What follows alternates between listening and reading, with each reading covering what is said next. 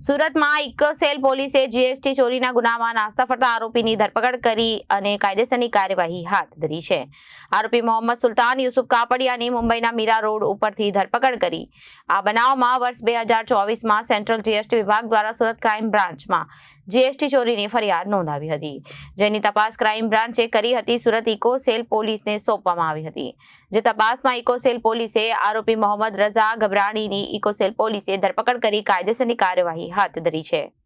આ બનાવમાં વર્ષ 2024માં સેન્ટ્રલ જીએસટી વિભાગ દ્વારા સુરત ક્રાઇમ બ્રાન્ચમાં જીએસટીની ચોરીની ફરિયાદ નોંધાવી હતી, જેની તપાસ ક્રાઇમ બ્રાન્ચે સુરત ઇકોસેલ પોલીસને સોંપવામાં આવી હતી.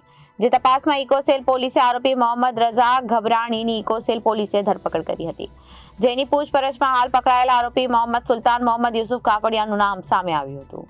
સમગ્ર જીએસટી ચોરીમાં બંને આરોપીઓ અલગ અલગ પેઢીઓ ખોલી ખોટા બિલો બનાવી ગેરકાયદેસરના નાણાકીય વ્યવહારો કર્યો હતો, જે થકી સરકારને કરોડો રૂપિયાનું આર્થિક નુકસાન પહોંચ્યું હતું.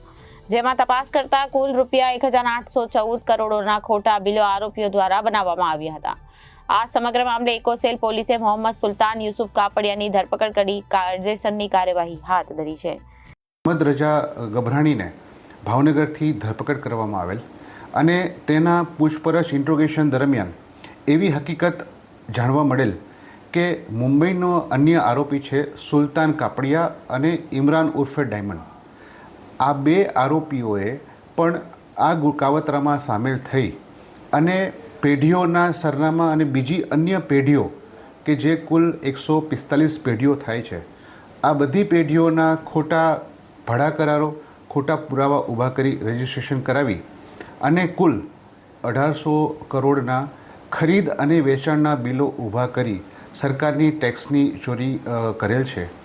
જે અનુસંધાને હાલનો આરોપી સુલતાન કાપડિયા કે જે મૂળ ભાવનગરનો રહેવાસી છે અને હાલ મુંબઈ રહે છે, એ આરોપીની ધરપકડ કરવામાં આવેલ છે અને એના દ્વારા જે બિલો બોગસ બનાવવામાં આવેલા એ અનુસંધાને હાલ રિમાન્ડ ઉપર છે.